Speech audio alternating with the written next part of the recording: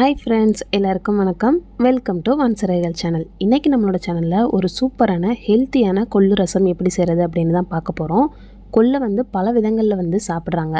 அதாவது ஊற வச்சு அல்லது பொடியாக்கி பவுடர் பண்ணி அதை கொதிக்க வச்சு அந்த மாதிரிலாம் சாப்பிட்றாங்க. ஆனால் அதை விட ரசமாக வச்சு சாப்பிட்றதுல அவ்வளோ நன்மைகள் இருக்குது அப்படின்னு பெரியவங்க சொல்கிறாங்க. அது போக எலும்பு நரம்புக்கு சத்தை கொடுக்கக்கூடியது கொள்ளு. ஸோ அதனால தான் அந்த காலத்தில் குதிரைக்கு இதை உணவாக கொடுத்துருக்காங்க. ஸோ அப்போனா அதில் எவ்வளோ ஒரு நன்மைகள் இருக்கும் அப்படின்றத கண்டிப்பாக நம்மளுக்கு தெரிஞ்சிருக்கும். அது போக இந்த கொள்ளு ரசத்தை குழந்தைங்கள்லேருந்து பெரியவங்க வரைக்கும் எல்லாருமே சாப்பிடலாம். ஸோ வாங்க எப்படி செய்கிறதுன்னு வேகமாக பார்க்கலாம். இதுக்கு முதல்ல ஒரு பேனில் 1/4 கப் அளவுக்கு கொள்ளை சேர்த்துட்டு நல்லா வறுத்து விட்டுறலாம். மீடியம் ஃப்ளேம்லேயே வச்சு நல்லா வறுக்கலாம். ஸோ இது நல்லா சூடேறி இந்த மாதிரி வெடிக்க ஆரம்பிக்கும். வெடிக்க ஆரம்பித்ததுக்கப்புறமா நம்மளுக்கு நல்லா வறுபட்டுருச்சு அப்படின்னு அர்த்தம். ஸோ இப்போ இதை நம்ம எடுத்து ஒரு பிளேட்டுக்கு மாற்றி வச்சிடலாம். மாற்றி வச்சுட்டு நல்லா ஆற விட்டுறலாம். ஆறினதுக்கப்புறமா நம்ம மிக்ஸி ஜாரில் சேர்த்துக்கலாம். இப்போ பாருங்கள் நல்லா ஆறிடுச்சு. ஸோ மிக்ஸி ஜாரில் சேர்த்துட்டு இதை பல்ஸ் மோடில் இந்த அளவுக்கு கொரப்பாக அரைச்சி எடுத்துக்கலாம். ரொம்ப பவுடர் ஃபார்மில் அரைக்கணும் அப்படின்னு கிடையாது. இந்த அளவுக்கு கொரப்பாக இருந்தாலே போதும்.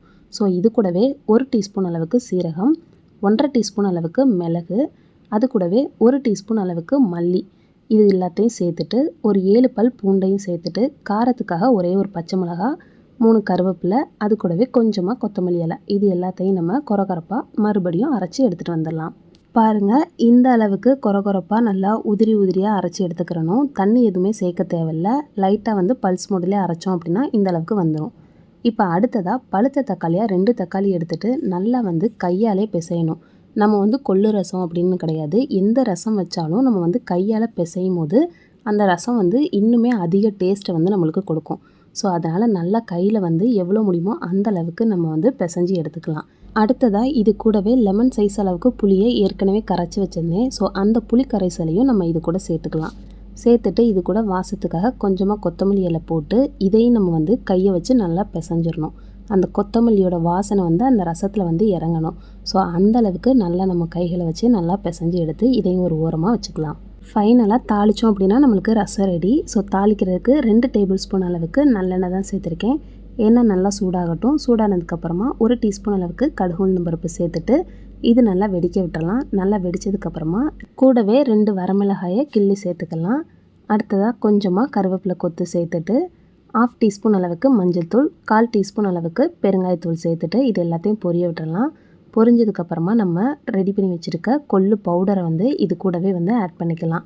இந்த மாதிரி நம்ம கொள்ளை தண்ணி மட்டும் எடுத்து ரசம் வைக்காமல் பவுடராக சேர்த்து மொத்தமாக நம்ம போட்டு கொதிக்க வச்சு எடுக்கும்போது இதில் இருக்க எசன்ஸ் நம்மளுக்கு நல்லா ஊறி இறங்கி கிடைக்கும். ஸோ அதனால் கண்டிப்பாக கொள்ளு தண்ணி மட்டும் எடுத்து வைக்கிறத விட இந்த மாதிரி கொள்ளவே பவுட்ரு பண்ணி நீங்கள் ரசம் வச்சு பாருங்கள். டேஸ்ட்டும் நல்லாயிருக்கும். அது போக நன்மைகளும் எக்கச்சக்கமாக இருக்குது. இந்த கொள்ளு ரசத்தில் இருக்கக்கூடிய நன்மைகளை சொல்லணும் அப்படின்னா இந்த வீடியோவே நம்மளுக்கு பத்தாது. என்ன அப்படின்னு பார்த்தீங்கன்னா, வெயிட் லாஸ் பண்ணணும் அப்படின்னு நினைக்கிறவங்க கொள்ளை வாரத்தில் 3 நாள் எடுத்துக்கிட்டோம் அப்படின்னா வெயிட் வேகமாக குறைய ஆரம்பிக்கும். அது போக நம்ம உடம்புல இருக்கக்கூடிய கெட்ட நீர் எல்லாத்தையுமே ஈஸியாக வெளியேற்றிடும்.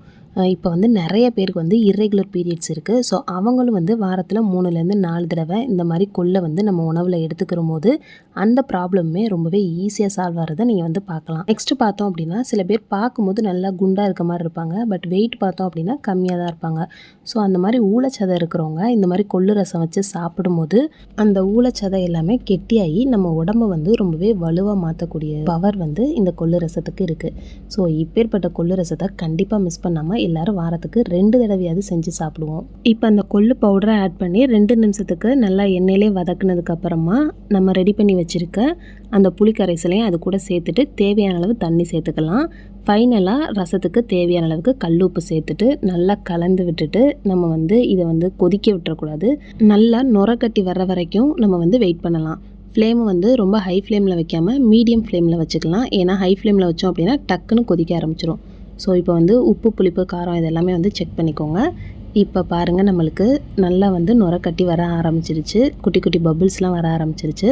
ஸோ இந்த ஸ்டேஜில் நம்ம பக்கத்துலேயே தான் நிற்கணும். நம்ம ரசத்தை வச்சுட்டு போய் உட்காரவே கூடாது. ஏன்னா கொதிச்சிருச்சு அப்படின்னா ரசம் கடுத்து போயிடும். இப்போ பாருங்கள், நல்லா கொதி வர ஆரம்பிக்க போது இந்த ஸ்டேஜில் நம்ம ஸ்டவ்வை ஆஃப் பண்ணிடலாம். ஆஃப் பண்ணிவிட்டு இது மேலும் கொதிக்காமல் இருக்கிறதுக்கும் அது போக ரசம் கடுத்து போகாமல் இருக்கிறதுக்கு நம்ம வந்து கரண்டி வச்சு இந்த மாதிரி நல்லா கிண்டி விட்டுட்டு இது கூடவே கொஞ்சமாக கொத்தமல்லியும் தூவி விட்டுட்டு 1/4 டம்ளர் அளவுக்கு பச்சை தண்ணியும் நம்ம வந்து ஆட் பண்ணிடணும். ஸோ இந்த தண்ணி எதுக்கு ஆட் பண்ணுறோம் அப்படின்னா இந்த ரசம் மேலும் கடுத்து போகாமல் இருக்கிறதுக்கு நம்மளுக்கு வந்து ஹெல்ப் பண்ணும். ஸோ கண்டிப்பாக எப்போ ரசம் வச்சாலும் இந்த மாதிரி ஸ்டவ்வை ஆஃப் பண்ணதுக்கப்புறமா கொஞ்சமாக தண்ணி சேர்த்துட்டு உடனே அந்த ரசத்தை வந்து ஸ்டவ்வில் இருந்து நம்ம கீழே இறக்கி வச்சிடணும். ஏன்னா அந்த ஹீட் வந்து நம்மளுக்கு இன்னும் வந்து சூடை கொடுத்துக்கிட்டே இருக்கும். ஸோ இந்த வீடியோ உங்களுக்கு எல்லாருக்குமே ரொம்பவே யூஸ்ஃபுல்லாக இருந்திருக்கும்னு நினைக்கிறேன். பிடிச்சிருந்தா லைக் பண்ணுங்கள், ஷேர் பண்ணுங்கள். இப்போ தான் நம்மளோட வான்சிறைகள் சேனலை ஃபஸ்ட் டைம் பார்க்குறீங்க அப்படின்னா மறக்காமல் சப்ஸ்கிரைப் பண்ணி வச்சுக்கோங்க. இதே மாதிரி சூப்பரான ரெசிபியோட நெக்ஸ்ட் உங்கள் எல்லாரையும் மீட் பண்ணுறேன். தேங்க்ஸ் ஃபார் வாட்சிங்.